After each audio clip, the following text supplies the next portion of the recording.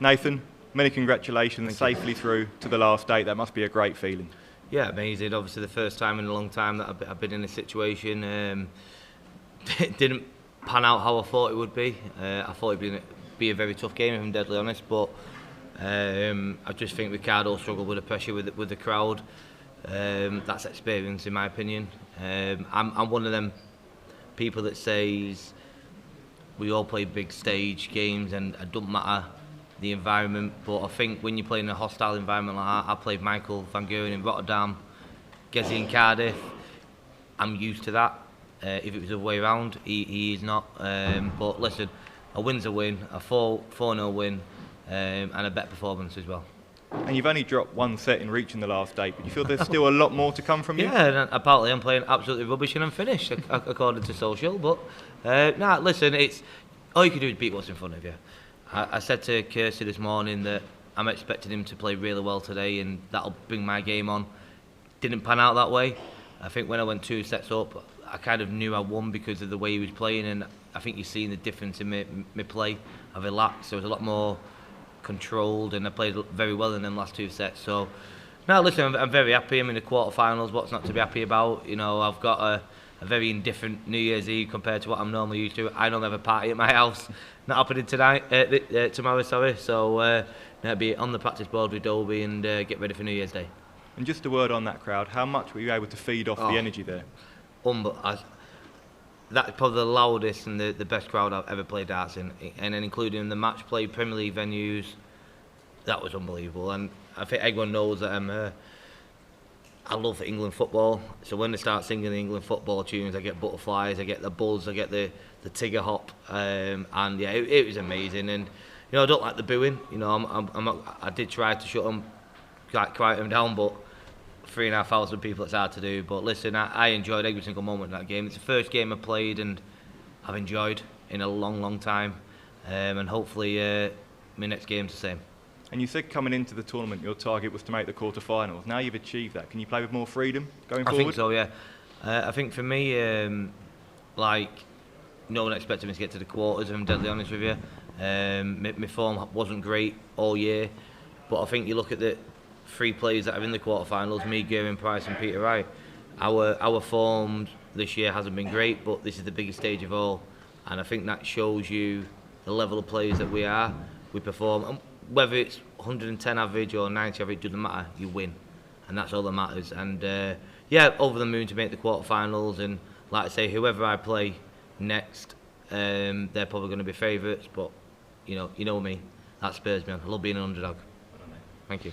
Nathan, congratulations on the result. You touched on something there, that it has been the year of the underdogs coming in to this year, but you've just alluded to it there. Do you need a different mindset to win here? Is this completely different to anything else? Yeah, darts is in an odd place. I think, you know, you got your 2 Lukes, and then I think you got the 2 Lukes and you got everyone else. In my opinion, you know, and obviously Luke got beat last night off Peter. Fantastic performance from Peter.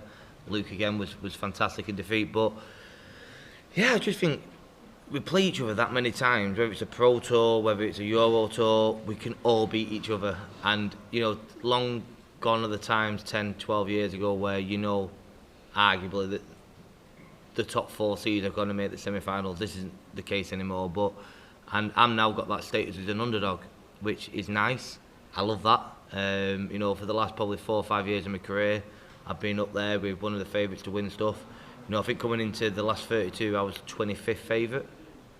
Not that I look at things, but I was 25th favourite. I'm like, what?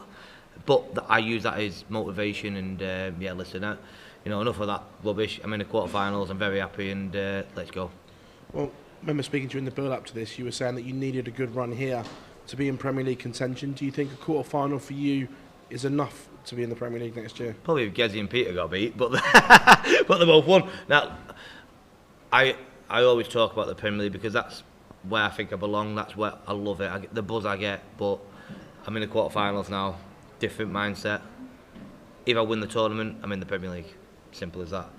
My focus is winning the World Championships now. It was getting the quarters. It's now switched. I want to win this title. Got an opportunity here that another 88 players would love to be in.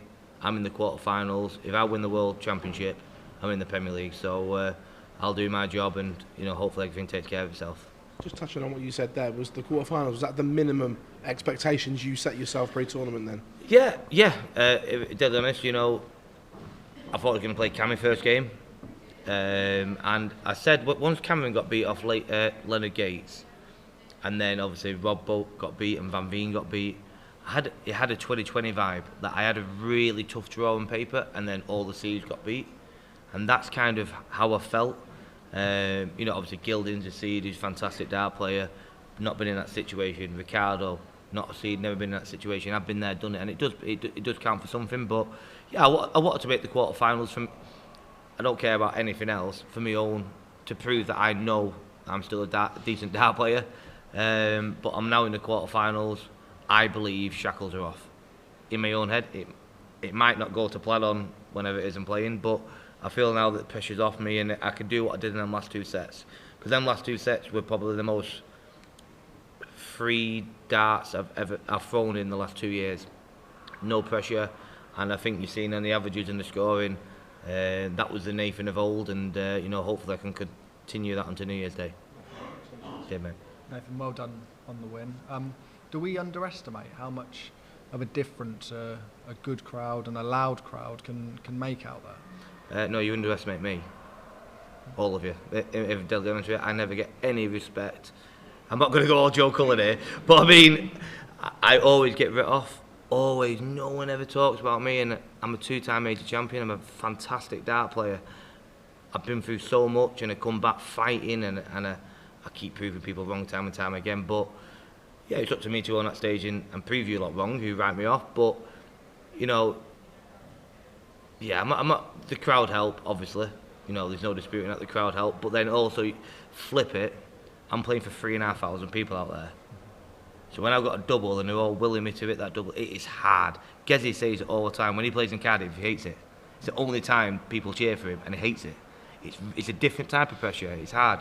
But no, listen, I'll do my thing. I'm past it now. It's been years and years and years of worrying what other people think about me. I don't care anymore. I'm going to go up there and I'm just going to play my darts, win, lose, whatever. I'm just going to enjoy myself. I've got a fantastic life. My family want for now, and I'm making money playing darts. So I'm going to go up there and enjoy myself. Have you enjoyed the occasion out there today? And you did really look like you enjoyed it. And you said you started to relax in those last couple of sets. Do you think you can take that sort of attitude onto the quarterfinal? I hope so. I try and take that attitude on every single game I play, but it's so hard. When the pressure is immense, especially this tournament, the pressure is immense. There's so many eyes on this tournament this year. And I try and relax, and like I did them last, 5-6 legs, that's what I try and do from the start. Doesn't always pan out that way, but listen, everyone thinks I'm going to play Luke next game. If I play Luke next game, no one's expecting me to win. And Luke's a good friend of mine. I'll go in there and enjoy the moment. I think we'll both enjoy the moment. We'll both share that moment together. But I'll go up there, no pressure, underdog. I love being the underdog, and who knows what's going to happen. Congratulations, Nathan. Was that the weirdest match you've ever played in? It was up there. It was odd. It was obviously I didn't expect him to get booed like he did at the walk-on, because I know there's a massive German contingent that come to Ali Pali, and apparently if it was yesterday it could have been the other way around. Apparently there's a lot of German fans here yesterday, so thank God we played today. But nah, it was odd. He just couldn't hit anything, could he? You know what I mean? I'm waiting for him to kick in, and then after 2 sets when he didn't kick in, I then relaxed, thinking, he would have kicked in by now. But yeah, it was an odd game, but listen, I don't care. I'm sat talking to you. I dropped 1 set in 12, and I'm in the quarterfinals. One of the attributes of this tournament has been sort of a lot of scraps. It's digging in, people having to get through matches, quite difficult ones, and coming from behind. Seeing as you're the biggest street fighter on the tour, is this ready-made for you? Hopefully, yeah. I touched on it before. The pressure on this tournament is immense. I think this is probably the most pressured tournament in the history of darts, and I think that's why you're seeing not many big, high-numbered performances. You look at the game. For me, there's been 2 games: the Joe Cullen Gavin Price game that I've watched, and the Jave Chisholm and Ricky Evans. Them two were scraps, and I'd have loved to be involved in that, you know what I mean? And it just means so much to people, the doors, you know, we're not stupid. Egwell wants to be part of the darts at the moment, you know, sponsorship and stuff like that. So I just think we all know lives are us, and we've got fantastic opportunities to, end of the day, we're all here to make money, to make decent money. And, you know, I think dart players, we're only human, we are putting too much pressure on ourselves. I think the quarter-finalists now, I think you'll see some good performances. I think we're all relaxed now. We made the quarters, we've got past New Year's. I think you'll see the best of us now. Nathan, you've talked about the people that you've beat on the way to the quarterfinals, but are you surprised about how little resistance you've faced reaching this stage so far? Yeah, but I'm happy about it. You know what I mean? I do like a scrap, but sometimes it is nice. Like, I mean, Mum's probably sat at home so happy because normally I put my whole family through the ringer. You know, I could be 5-0 up, and all of a sudden, out of nowhere, we're in a scrap, because that's kind of what I do. So it is nice to actually walk off the stage, the last two games, winning 4-0, 4-0, not having to really come out of second gear and win and sit here and talk to you guys. But yeah, listen, it's going to be different next game. Well, I said that last game. You know, hopefully Luke has a mare as well, or Ryan. But yeah, it is different. But you know, when them opportunities come, you got to grab them with both hands and put them to bed. It weren't too long ago that we saw you lift the world match play. Where do you think your game is now compared to, what, 18 months ago when you won that? Mentally, I'm better. I think my problem that I've had, as you all know, is nearly there. Still a little bit in my game, but it's nearly there. I just need some confidence. That's all it is. You know, since I come back from my injury, I've been absolutely rubbish on the Pro Tour, rubbish on the Euro Tour, rubbish in TV events. I'm just waiting for a run, and that's, you know, I think you speak to any current dart player, any ex-dart player, you just need, we always say one day. Just give me one day. You make a final of a Pro Tour, the confidence, that'll spur you on for the next 2 years. You know what I mean? And I'm waiting for that moment, and, you know, for me, it's come at the biggest tournament of the year, and, you know, hopefully it continues. Brilliant. Thank you, Nathan. You said in your TV interview that you felt like you couldn't afford to lose a leg even when you're on the brink of victory. If you can't relax in that situation, can you never relax?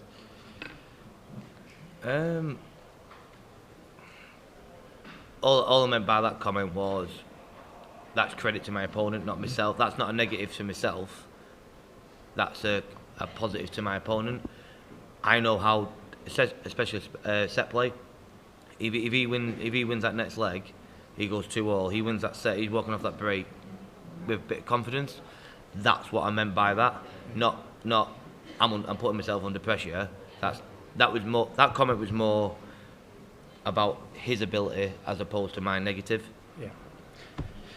The crowd you mentioned. Does this mean you'd never want it to leave here? This atmosphere is like none other. He can't leave here. He needs to go in the other hole. But nah, he can't. You know, darts is player. You know, I'm not going to say when I was a kid I picked a dart up. I was a late bloomer, shall we say. I didn't pick a dart up till I was 16. But everything I used to watch Lakeside and obviously Ali Pally. Why would you move that? That atmosphere was electric. Whether you can fit another 5, 6, 7,000 people in, you don't need more people. That was unbelievable. So now for me, it stays there. Yeah. You also mentioned the keyboard warriors, but 99.9% of fans love what you do out there and how you entertain them. Do you like to draw? Do you feel you should draw on all them rather than the 2 or 3? Yeah, but you log onto my social media for a day, mate, and then you'll change that question. Really? Yeah, I might have to talk about that. Yeah. And so just one last one. There's obviously a lot of great entertainers in darts, but maybe that haven't achieved what you have because maybe they just like that competitive, maybe seriousness. How hard is it to juggle the two, like being an entertainer and winning? It's tough. It's tough. I always say it. You know, we are sportsmen, but I class myself as an entertainer as well, and I think that's why I've got a fan base. You know, people. You look out there. There's a lot of people with my dart shirts on. You know, some other players that people might think are better than me. None of them shirts out there, and that's because you know, they pay the money. They want to see a show, and I go up there and I put a show on. But also, I'm very good at switching, very quickly. Apart from the other night when I missed the board. But generally speaking, you know, I do my walk on. I have things in place where I'll do my walk on and get involved with the crowd, and all of a sudden, bang, switch, game mode. And it's very tough to do. You know, sometimes it is hard. A lot of the times, the first leg or two, I do struggle with, because the atmosphere is that electric. I am shaking, but yeah, generally speaking, I have it under control. And listen, I'd rather be a popular dart player than an unpopular dart player. So yeah, I love it. Congratulations. Thank you.